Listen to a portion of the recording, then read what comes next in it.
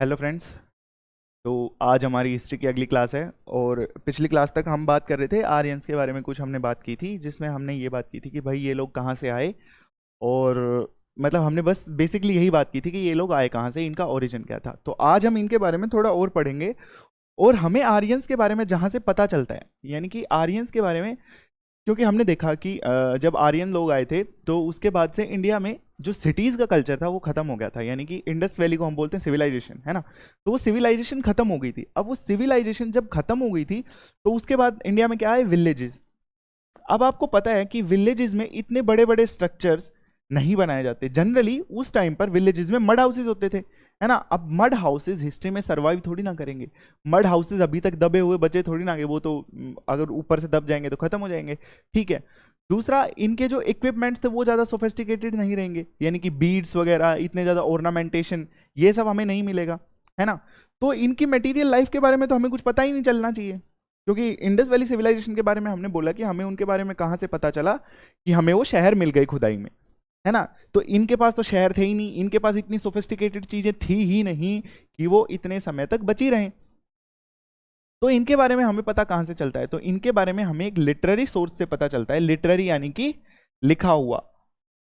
अब आप ये बताइए, हमने पहली क्लास में बात की थी कि प्री हिस्ट्री, प्रोटो हिस्ट्री और हिस्टोरिकल एज, इन तीन चीजों के बारे में हमने बात की थी। ठीक है। तो जहां पर हमने बात की थी कि जहां पर हमें लिखित एविडेंस मिलता है उसको हम क्या बोलते हैं, उसको कौन सा पीरियड बोलते हैं, उसको हम बोलते हैं हिस्टोरिकल पीरियड,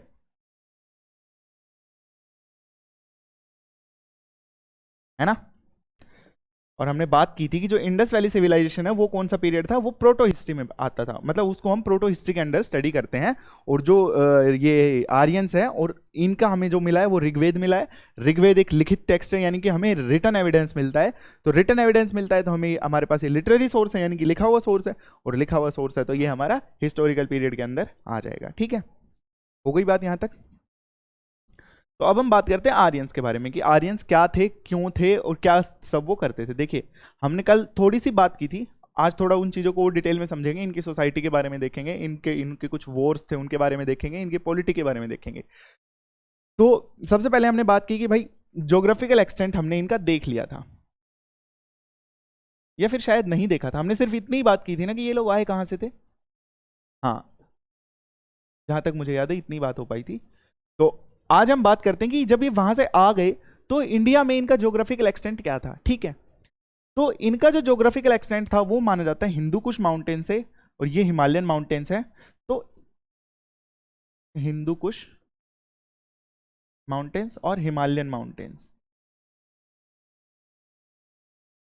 ठीक है।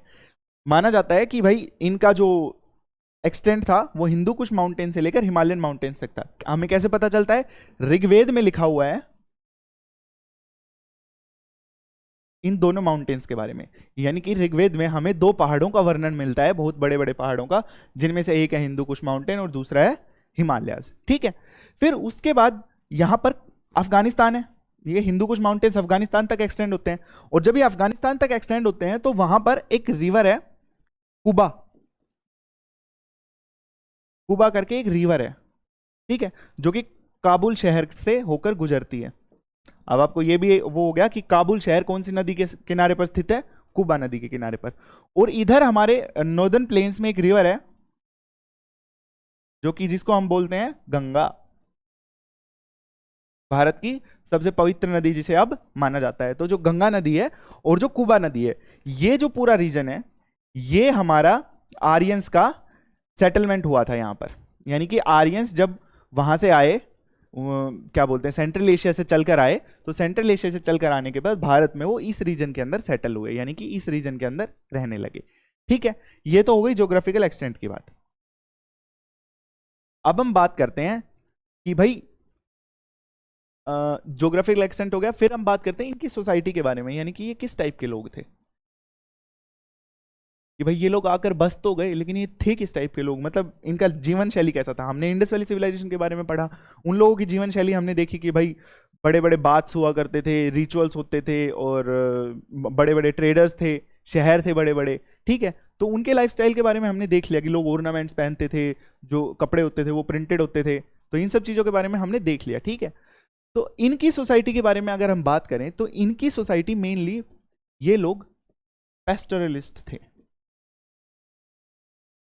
पेस्टोरलिस्ट मतलब यानी कि ये लोग घुमंतु लोग थे। ये बात शायद हमने कल भी की थी, है ना।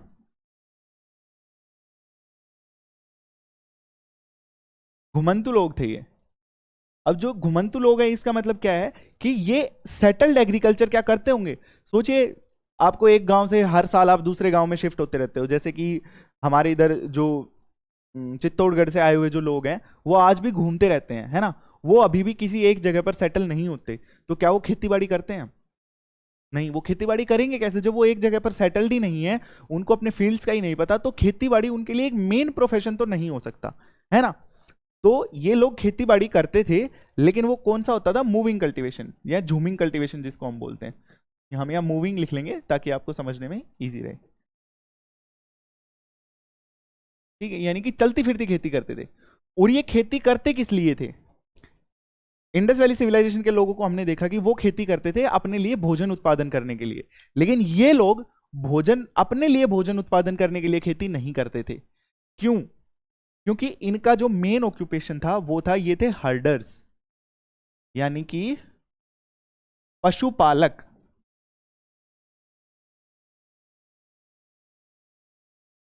पशुपालन इनका मुख्य कार्य था। यानी कि इनका मेन ऑक्यूपेशन क्या था? पशुपालन। यानी कि ये पशुओं को पालते थे, बहुत बड़े बड़े बेड़े लेकर चलते थे पशुओं के। जैसे आपने देखा होगा आज भी जो गाय वगैरह चरवाहे होते हैं वो बहुत बड़े बड़े गाय भेड़ बकरी इन सब के बेड़े लेकर चलते हैं। तो वैसे ही ये लोग गाय रखते थे, ठीक है। और इसीलिए हमारे हिंदू धर्म में आज भी गाय को इतना सेक्रेड माना जाता है। क्यों? क्योंकि इन लोगों की जो प्रॉपर्टी होती थी, यानी कि जो आर्यन लोग आए थे। और ऋग्वेद हमें पता है, ऋग्वेद क्या है?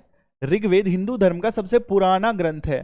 यानी कि भारतीय उपमहाद्वीप पर जितने भी धर्म उत्पन्न हुए उनमें सबसे पुराना धर्म और सबसे respected, one of the most respected text है ऋग्वेद, ठीक है। अब ऋग्वेद में गाय को इतना ज्यादा महत्व दिया गया है। इतना ज्यादा महत्व क्यों दिया गया है? क्योंकि जो ये आर्यन लोग थे इनके पास सिर्फ गाय होती थी, यानी कि इनकी जो प्रॉपर्टी होती थी वो गाय होती थी। ये जमीन को प्रॉपर्टी नहीं मानते थे। क्यों नहीं मानते थे? क्योंकि एक जगह पर सेटल होकर नहीं रहते थे, चलते फिरते रहते थे, घूमते रहते थे। तो जमीन कहां से होगी? जमीन आपकी प्रॉपर्टी तभी तो हो सकती है जब आप कहीं सेटल हो एक जगह पर जाकर, है ना। तो ये पशुपालक थे। और ये खेती किस लिए करते थे? ये करते थे चारा उगाने के लिए। चारा किसके लिए? गाय के लिए। यानी कि ये गायों के लिए, अपने बेड़े, गायों के बेड़े के लिए चारा उगाने के लिए खेतीबाड़ी करते थे, ना कि अपने लिए अनाज उगाने के लिए, ठीक है। ये चीज आप समझ लीजिए, ठीक है।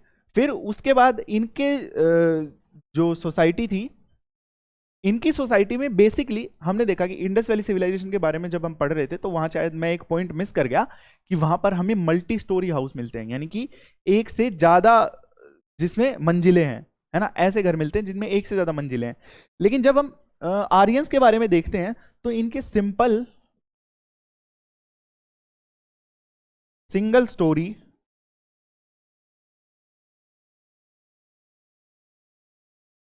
मड हाउसेज हमें मिलते हैं, ठीक है।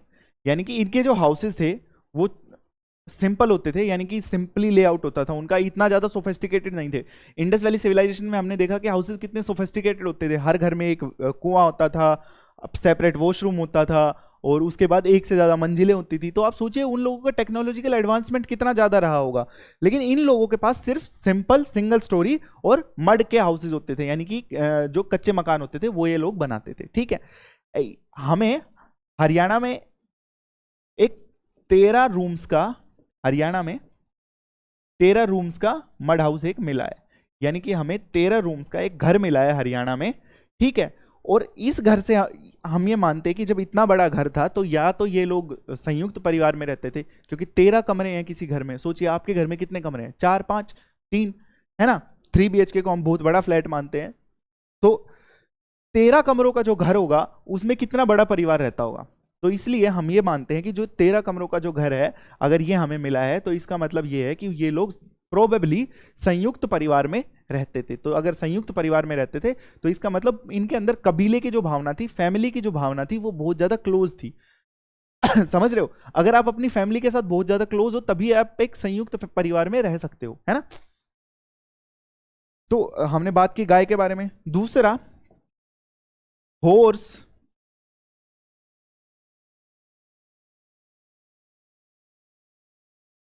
Was an important animal.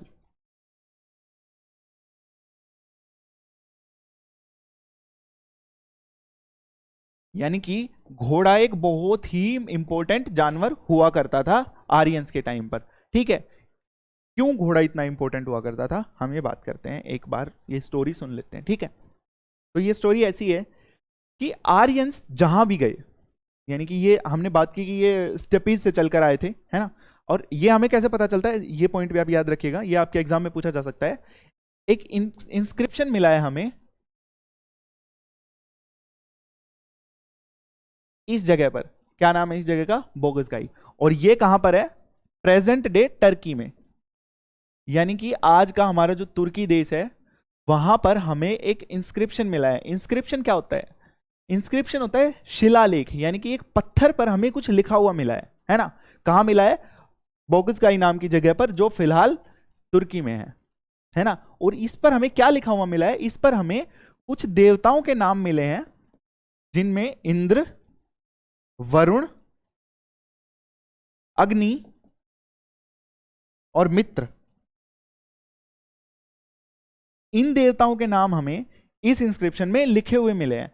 तो अगर हमें इस इंस्क्रिप्शन में इन देवताओं के नाम लिखे हुए मिले हैं और ये इंस्क्रिप्शन लगभग 3000 BCE का है, यानी कि 3000 ईयर्स बिफोर क्राइस्ट, 3000 ईसा पूर्व में हमें एक इंस्क्रिप्शन मिला है। कहां पर?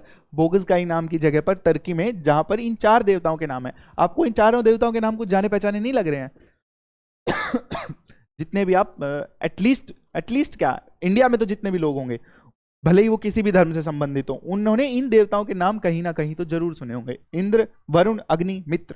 ठीक है, तो अगर इन देवताओं के नाम हमें 3000 ईसा पूर्व बोगसगाई में मिल रहे हैं, तो इसका मतलब हम ये समझ सकते हैं कि जिन लोगों ने आकर भारत में ऋग्वेद लिखा, क्योंकि ऋग्वेद में भी हमें इन्हीं सेम देवताओं के नाम मिलते हैं, है ना? हमें सेम गॉड्स के नाम ऋग्वेद में भी मिलते हैं। तो हम ये बात कर सकते हैं कि जिन्होंने भारत में आने के बाद ऋग्वेद लिखा, वो लोग किसी समय पर यहां भी प्रेजेंट होंगे, तुर्की में प्रेजेंट होंगे, तभी तो देवताओं के नाम सेम है ना, है ना?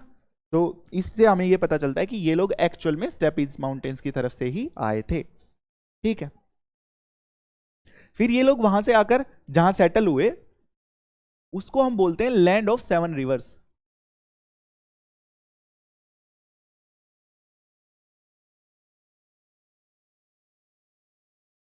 यानी कि सप्त सिंधु, इस 7 रिवर्स को हम क्या बोलते हैं? सप्त सिंधु,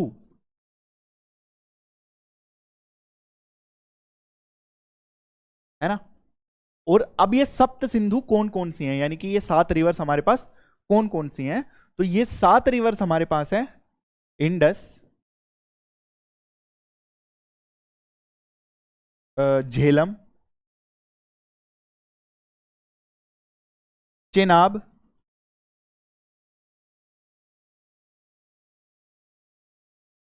रावी, ब्यास, सतलुज,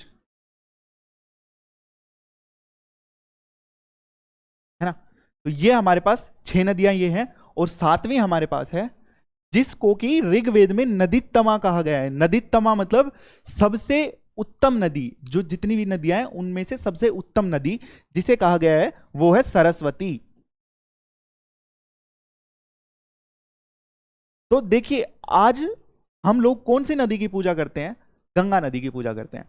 और हम गंगा नदी की पूजा क्यों करते हैं? क्योंकि आपको इस चीज को समझना होगा कि पूजा सिर्फ उसी चीज की होती है जो किसी समाज के लिए बहुत ही ज्यादा महत्वपूर्ण होता है ना? हमने देखा कि ऋग्वेद के समय पर ये लोग उस समय पर भी गाय की पूजा करते थे, गाय को बहुत ही ज्यादा सेक्रेड मानते थे। क्यों मानते थे? क्योंकि गाय इनकी सोसाइटी के लिए सबसे ज्यादा इंपॉर्टेंट थी। इनके पास प्रॉपर्टी के नाम पर अगर कोई चीज होती थी तो वो होती थी गाय और घोड़े, है ना? तो गाय को इतना ज्यादा इंपॉर्टेंट और इतना ज्यादा सेक्रेड माना जाता था। ठीक है, तो वैसे ही हम आज गंगा नदी की पूजा क्यों करते हैं? क्योंकि जो अपर गंगेटिक प्लेन है, यानी कि जो गंगेटिक प्लेन है, यानी कि गंगा की जो घाटियां हैं, गंगा का जो प्लेन है, गंगा नदी जिस प्लेन का निर्माण करती है, उस प्लेन में सबसे ज्यादा इरिगेशन का इंपॉर्टेंट सोर्स, पानी का इंपॉर्टेंट सोर्स, जिसके सहारे लोगों की जिंदगियां टिकी हुई हैं, लाइफलाइन टिकी हुई है, उसका सोर्स क्या है? गंगा नदी। यानी गंगा नदी इतने ज्यादा लोगों को सपोर्ट कर रही है, गंगा नदी इतने ज्यादा लोगों की जिंदगी गंगा नदी पर निर्भर है, इसीलिए गंगा की पूजा होती है। तो आप सोचिए उस टाइम की सबसे इंपॉर्टेंट नदी सरस्वती हुआ करती थी, ये लोग सरस्वती को सबसे ज्यादा इंपॉर्टेंट रिवर मानते थे, और इसको ऋग्वेद में क्या कहा गया है? नदी तमा। नदी तमा मतलब नदियों में सबसे उत्तम, सबसे उत्तम मतलब बेस्ट, बेस्ट रिवर, ठीक है। अब ये जो जितनी भी नदियां हैं, इनके नाम अभी कुछ और हैं और उस समय पर कुछ और नाम हुआ करते थे। तो आप इन सभी नदियों के नाम ढूंढकर लेकर आइएगा और कमेंट सेक्शन में मुझे इन सब नदियों के सातों नदियों के नाम बताइएगा, क्योंकि सातों के सातों तो नहीं, सरस्वती को आज भी सरस्वती, उस समय भी सरस्वती कहा जाता था, झेलम सॉरी इंडस को उस समय भी सिंधु ही कहा जाता था, लेकिन जो बाकी 5 नदियां हैं, जो पंजाब की 5 नदियां हैं, उनके उस समय पर कुछ अलग अलग नाम हुआ करते थे, ठीक है। तो वो 5 सारे के सारे नाम आप मुझे लाकर कमेंट सेक्शन में बताएंगे, ठीक है, ये आपका टास्क है। अब सप्त सिंधु रीजन हो गया। दूसरा इनका एक और, ये लोग कितने कबीले थे, यानी कि हमने बात की कि ये कबीलाई लोग थे, कबीलों में आए थे और यहाँ सप्त सिंधु रीजन में आकर सेटल हो गए, ठीक है। तो उसके बाद ये कितने कबीले थे? तो ये थे 5 ट्राइब्स। और ये हमें कैसे पता चलता है? ये जो 5 ट्राइब्स थे, इनको हम बोलते हैं पांचजन्य।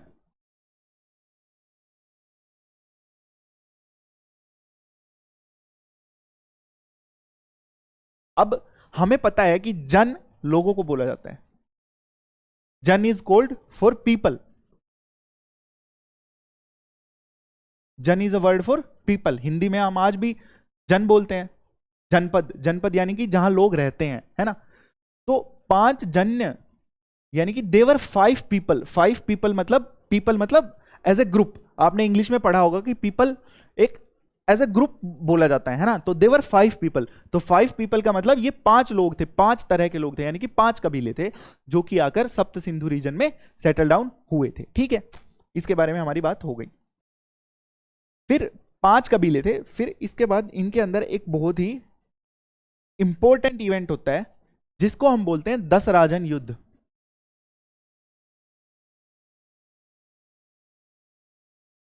10 राजन युद्ध यानी कि 10 मतलब 10, किंग, राजन मतलब किंग। जो लोग एटलीस्ट नदर्न इंडिया से हैं उन लोगों को तो एब्सोल्युटली पता होगा कि इन वर्डों का, इन शब्दों का मतलब क्या है। 10 मतलब 10, राजन मतलब किंग, और युद्ध मतलब वॉर। यानी कि ये क्या था? War of 10 Kings, war of 10 Kings. अब इसकी कहानी क्या है? देखिए, हम सोचते हैं कि उस समय पर इतनी बड़ी बड़ी लड़ाइयां नहीं होती होंगी, लेकिन हमारे पास ये जितने 5 कबीले थे, इन 5 कबीलों में से भारत और त्रिस्तु, ये 2 रूलिंग कबीले थे, यानी कि ये दोनों रूलिंग क्लैंस थे। ये दोनों उन 5 कबीलों में सबसे ज्यादा महत्वपूर्ण 2 कबीले थे, भारत और त्रिस्तु, ठीक है। और एक और इंपॉर्टेंट कबीला था जो था पुरु, ठीक है। ये कुछ किसके नाम है? ट्राइब्स, आर्यंस के कुछ ट्राइब्स हैं, ठीक है। ये आपसे एग्जाम में डायरेक्टली पूछ लिए जाते हैं, ठीक है, कि पुरु नाम किस चीज का है, वन ऑफ आर्यन ट्राइब्स, या फिर किसी और 4-5 ऑप्शन, 3 ऑप्शन दे देंगे आपको और एक ऑप्शन दे देंगे it was one of Aryan tribes mentioned in Rigveda, ठीक है। तो इस, और ये बात याद रखिए, हमें ये जितना भी कुछ पता चल रहा है, जो भी कुछ हमें पता है, कैसे पता है? ऋग्वेद से, क्योंकि ऋग्वेद में ये सब लिखा हुआ है, ठीक है। तो 2 क्लैंस थी, भारत और त्रिस्तु, 2, और पुरु के साथ 9 कबीले और थे, यानी कि 9 राजा और थे। अब हर कबीले का अपना अपना राजा होगा, तो 9 राजा और थे, तो ये थे टोटल 10, और ये सिर्फ 2 थे, ठीक है। यानी कि 10 वर्सेस 2 की एक लड़ाई हुई, ठीक है। अब जो 10 वर्सेस 2 की लड़ाई हुई, उसमें भारत जो कबीला है, और ये जो 10 थे ना, इस 10 में से 5 राजा आर्यन थे, यानी कि 5 आर्यन राजा और 5 नॉन आर्यन राजा थे, अब जब यहां पर नॉन आर्यंस की बात आती है, यानी कि ऐसे भी लोग थे यहां पर जो कि आर्यंस नहीं हुआ करते थे, समझ रहे हैं आप? ये जो सप्त सिंधु रीजन है, यानी कि जो 7 नदियों का रीजन है जिसके बारे में हमने बात की, यहां पर सिर्फ आर्यन लोग ही नहीं रहते थे, यहां पर नॉन आर्यन लोग भी रहते थे। यानी कि जो पहले सिंधु घाटी सभ्यता के जो लोग थे, वो जब शहर छोड़कर गांव की तरफ चले गए तो वो भी इसी रीजन में रहते थे। यानी कि आर्यंस और नॉन आर्यंस दोनों इस रीजन में रहते थे। आप ये कभी मत सोचिएगा कि अगर हम ऐसी बात कर रहे हैं कि भाई इंडस वैली सिविलाइजेशन खत्म हो गई तो जो नॉन आर्यन लोग हैं वो यहाँ रहते ही नहीं थे, वो भी यहीं रहते थे, गांव में ही रहते थे। ये बात हमें कहां से पता चलती है? जब हम 10 राजन युद्ध के बारे में बात करते हैं। और जब हम 10 राजन युद्ध के बारे में बात करते हैं तो हमें पता चलता है कि 5 आर्यन और 5 नॉन आर्यन जो कबीले थे, उन्होंने मिलकर भारत और त्रिस्तु की जो, क्योंकि हमने बात की ये दोनों रूलिंग क्लैन थे, ये दोनों राज करते थे, सबसे इंपॉर्टेंट क्लैंस थे, तो इनकी इंपॉर्टेंस को चैलेंज करने की कोशिश की 10 राजाओं ने मिलकर, ठीक है। लेकिन जब युद्ध हुआ तो युद्ध में ये लोग जीत गए, यानी कि भारत और त्रिस्तु जीत गए, ठीक है। भारत और त्रिस्तु जीत गए तो सबसे इंपॉर्टेंट क्लैन बन गया भारत। और जहां पर भारत कबीले के लोग रहते हैं उसको हम बोलते हैं भारतवर्ष। तो अब आप शायद ये स्टोरी बिल्कुल अच्छे से समझ गए होंगे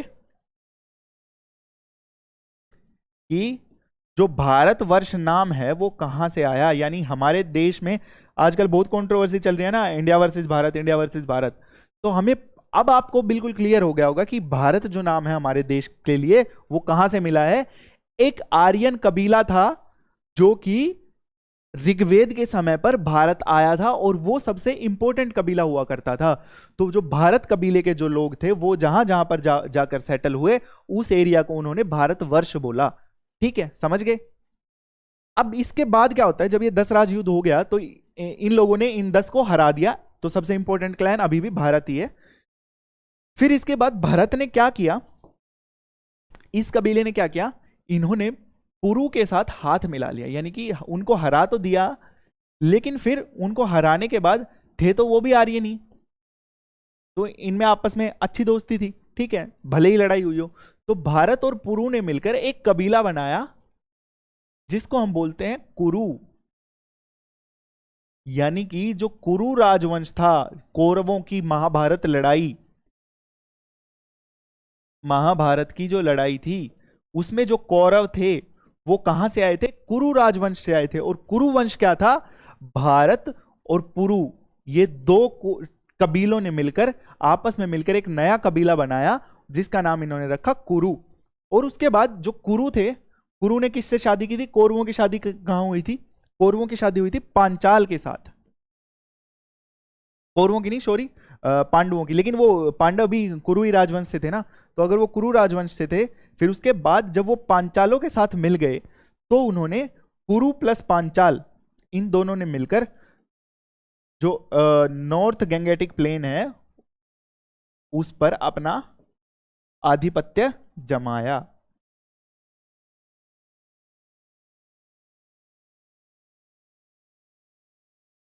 पूरे नॉर्थ गंगेटिक प्लेन पर, यानी कि उत्तरी गंगा घाटी में इन लोगों ने अपना आधिपत्य जमा लिया। किन लोगों ने मिलकर, जब कुरु और पांचाल ये दो कबीले आपस में मिल गए।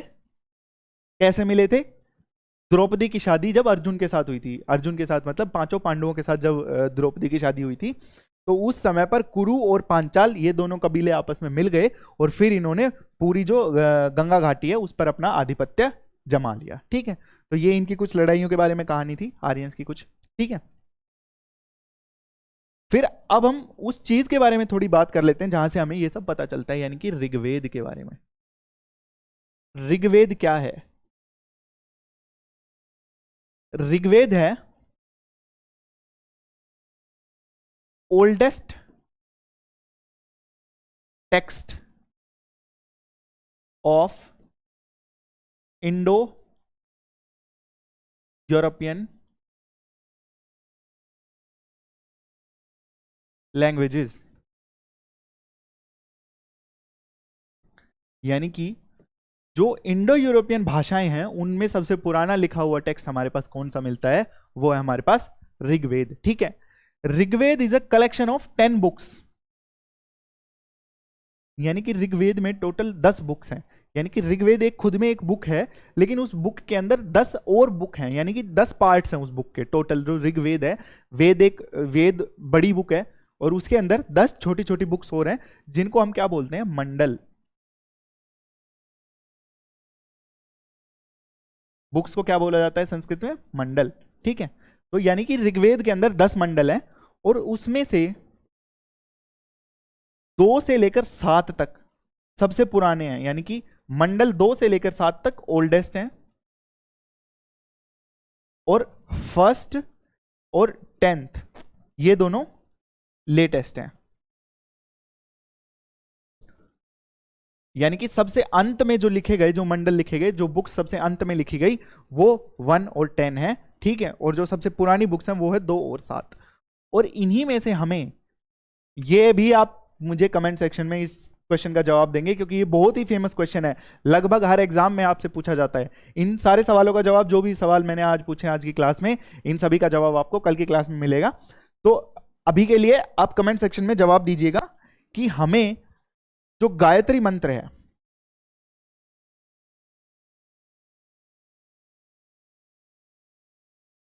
वो विच मंडल, कौन से मंडल में है। और इसी के साथ साथ एक और क्वेश्चन आप लिख लीजिए, और वो क्वेश्चन ये है कि हु कंपोज्ड गायत्री मंत्र, यानी कि गायत्री मंत्र को लिखा किसने था। ठीक है, इन दोनों क्वेश्चंस का जवाब मुझे आप कमेंट सेक्शन में दीजिएगा। ठीक है, कल की क्लास में हम इनके बारे में और ज्यादा डिस्कस करेंगे। ठीक है, तो ये हमने देख लिया कि हमने बात की कि भाई इंडो यूरोपियन लैंग्वेजेस का सबसे पुराना टेक्स्ट है, 10 बुक्स हैं, 2 से 7 तक पुरानी सबसे पुरानी है, और 1 और 10 बिल्कुल लेटेस्ट एडिशन है। लेटेस्ट मतलब अभी नहीं, उस समय पर लेटेस्ट है ना। और गायत्री मंत्र जो है वो कौन से मंडल में, ये आप मुझे बताएंगे। ठीक है, अब ऐसी ही एक और बुक हमें ईरान में भी मिली है। पर्शियन जो लैंग्वेज है, पर्शियन लैंग्वेज का सबसे पुराना जो टेक्स्ट है वो है जिंद अवेस्ता। ये भी आपसे क्वेश्चन पूछा जाता है, क्योंकि ये ऋग्वेद से डायरेक्टली रिलेटेड है। कैसे, जो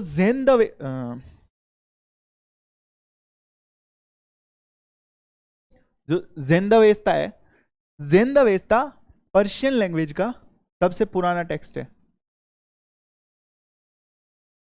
यानी कि ये हमें ईरान में मिलता है, और इसमें जो देवताओं के नाम है, यानी कि इसमें भी अग्नि, इंद्र, वरुण, इन सब देवताओं के बारे में जिक्र हमें मिलता है। यानी कि इन सभी देवताओं के बारे में जिक्र हमें ईरानियन लैंग्वेज में भी मिलता है, और उनका जो ओल्डेस्ट टेक्स्ट है जिंदावेस्ता, वो बहुत ज्यादा, यानी कि एक बहुत ज्यादा सिमिलैरिटी है। कैसे, देवताओं के नाम में, और दूसरा जो लोगों के नाम में, यानी कि जैसे हम लोगों को बुलाते हैं, जिन ट्राइब्स के नाम हमें ऋग्वेद में मिलते हैं, उन्हीं ट्राइब्स के नाम हमें जिंदावेस्ता में भी मिलते हैं। ठीक है, और जिन चीजों के नाम जो हमें क्या बोलते हैं, चीजों के नाम हमें जो ऋग्वेद में मिलते हैं, वही नाम क्या बोलते हैं, हमें जिंदावेस्ता में भी मिलते हैं। जैसे कि जिंदावेस्ता और ऋग्वेद दोनों में ही समुद्र का जिक्र किया गया है, और समुद्र का मतलब इन लोगों के लिए क्या होता था, आप लोग बताइए कि ये लोग स्टेपिस माउंटेन से चलकर आए थे। स्टेपिस माउंटेन्स कहाँ है, रशिया में, रशिया से तुर्की, क्योंकि हमने बात की बोगिस को इंस्क्रिप्शन की, जो तुर्की में था। हम सोच सकते हैं कि वहां से लेकर ये लोग तुर्की में आए, और तुर्की वाले रीजन से ईरान आए, क्योंकि ईरान में हमें फिर जिंदावेस्ता मिलता है, और ईरान से होते हुए ये अफगानिस्तान, पाकिस्तान के रास्ते भारत तक पहुंचे। पाकिस्तान भी उस समय भारत ही था, तो उसको हम भारत ही मानते हैं। तो अफगानिस्तान के रास्ते होते हुए ये लोग भारत में पहुंचे।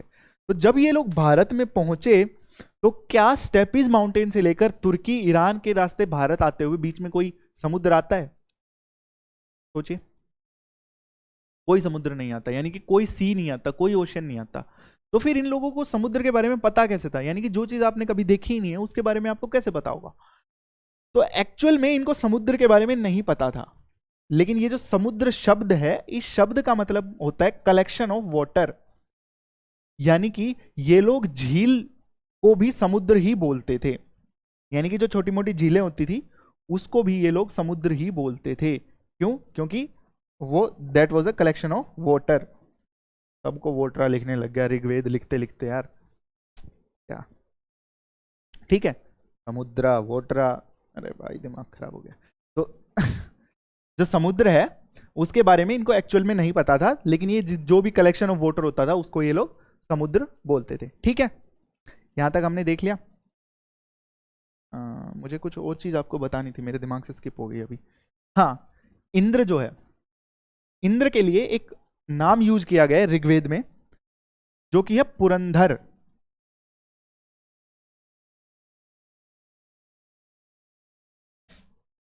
पुरंधर, और पुरंधर का मतलब क्या होता है? ब्रेकर ऑफ फोर्ट्स, यानी कि जो किलों को तोड़ता है। ठीक है, तो पुरंधर अगर नाम यूज किया गया है तो इसका मतलब ये लोग एक वॉरिंग पीपल थे, ये लोग लड़ाइयां करते थे, और ये लोग लड़ाइयां करते थे इसीलिए एक ऐसा देवता यहां पर हमें दिखाई दे रहा है जिसको हम युद्ध का देवता मानते हैं, और जो दूसरे कबीलों को हराने के लिए जिसकी पूजा की जाती थी, यानी कि इंद्र की पूजा ये कब करते थे? युद्ध पर जाने से पहले। क्यों? क्योंकि इंद्र को युद्ध का देवता माना जाता है। ठीक है, फिर उसके बाद हम बात करते हैं इनकी मटेरियल लाइफ की। मटेरियल लाइफ के बारे में हमने थोड़ी बहुत बात अब पहले की, अब थोड़ी मैं कुछ पॉइंट्स आपको बताना भूल गया था, एक्चुअली मेरे दिमाग से स्किप हो गया था, तो मेरी गलती है, एक बार फिर से उसको देख लेते हैं। तो मटेरियल लाइफ में आर्यंस जहां भी गए युद्ध करने, जहां भी इन्होंने युद्ध किया, यानी कि वहां से चलकर यहां तक आए, तो बीच में और लोग भी तो थे, उन सबको ये हराते हुए अपना इन्फ्लुएंस वहां से लेकर यहां तक फैलाते हुए चले। ठीक है, तो अगर ये लोग अपना इन्फ्लुएंस वहां से लेकर यहां तक फैलाते हुए चले, तो ये हर जगह कैसे जीत गए? कहीं भी इनको हार का सामना क्यों नहीं करना पड़ा? क्योंकि इनके पास था चैरियट। चैरियट यानी कि रथ, ये लोग रथ का इस्तेमाल करते थे, है ना। और जब ये लोग रथ का इस्तेमाल करते थे तो ये बहुत तेज गति से मूवमेंट कर सकते थे। रथ पर कोई आदमी खड़ा है और जमीन पर कोई पैदल इंसान खड़ा है, उसको मारना आसान है, उस पर हमला करना आसान है, उसको घायल करना आसान है ना। तो ये लोग रथों का इस्तेमाल करते थे, और ये लोग रथों का इस्तेमाल क्यों कर पा रहे थे? क्योंकि इन्होंने एक तरह का पहिया बनाया था जो कि था स्पोक्ड व्हील। अब ये स्पोक्ड व्हील क्या होता है? ठीक है, हमने कल की क्लास में इसके बारे में थोड़ी सी बात कर ली थी, देख लेते हैं एक बार फिर भी। ये एक पूरा पहिया है, यानी कि ये पूरा सॉलिड है अंदर से, है ना। ये पहिया पूरा अंदर से सॉलिड है, ठीक है।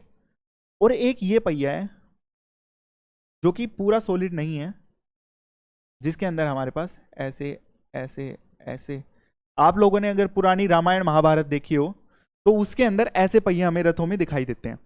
अब ऐसे पहिए और ऐसे पहिए में फर्क क्या हुआ? अब है तो पहिया ही, चले तो गोल गोल ही गा, लेकिन ये जो पहिया है ये वजन में बहुत ज्यादा भारी होता था, है ना। तो वजन में भारी होने की वजह से इसको खींचने के लिए ज्यादा पावर लगती थी। तो अगर इसको खींचने के लिए ज्यादा पावर लग रही है तो इसका मतलब जो जानवर है वो तेज गति से इसे नहीं खींच पाएगा। यानी कि जो पहिया था, पहिए का इस्तेमाल तो पहले की सभ्यताओं को भी पता था, लेकिन उनको स्पोक्ड व्हील का आइडिया नहीं आया था कि हम ऐसा पहिया बना सकते हैं जो वजन में हल्का हो और वजन को ढो सके। तो अगर ये पहिया वजन में हल्का है तो इसका मतलब इसको चलाने के लिए कम पावर चाहिएगी, तो जो जानवर है वो इसको तेज गति से खींच सकता है, यानी कि स्पोक्ड व्हील की वजह से इनका मूवमेंट बहुत ज्यादा तेज हो गया था। ठीक है, और तीसरा, जो सिंधु घाटी के लोग थे और जो मतलब इस अफगानिस्तान से पूर्व में जितनी भी जगह हैं वहां के जो लोग थे उनको घोड़ों के बारे में जानकारी नहीं थी, लेकिन इन लोगों को घोड़ों के बारे में जानकारी थी। अब आपको भी पता है कि बैल धीरे धीरे चलते हैं, घोड़े तेज गति से चल सकते हैं, तो ये घोड़ों से खींचे जाने वाले रथों का इस्तेमाल करते थे। यानी कि इनके रथों को कौन खींचता था? घोड़ा। तो हमने दो इंपॉर्टेंट जानवरों के बारे में बात की सिंधु घाटी सभ्यता के समय पर, जिनमें से एक है गाय और दूसरा है घोड़ा। अब आप समझ गए होंगे कि इन दोनों जानवरों की इतनी अहमियत क्यों थी, क्योंकि ये अपने भोजन के लिए किसका इस्तेमाल करते थे? गाय का। गाय पालते थे, दूध पीते थे और जो गाय के जितने भी प्रोडक्ट्स थे वो खाते थे। और हॉर्स का इतना इंपॉर्टेंस क्यों है? क्योंकि हॉर्स को ये युद्ध के लिए इस्तेमाल करते थे। ठीक है, आज की क्लास में इतना ही, कल की क्लास में हम यहीं से आगे कंटिन्यू करेंगे और हम इनकी पॉलिटिकल लाइफ के बारे में थोड़ा बहुत देख लेंगे। ठीक है, तो फिर उसके बाद हम जनपद रीजन पर चले जाएंगे, यानी कि लेटर वैदिक पीरियड पर चले जाएंगे। तो thank you and have a good day.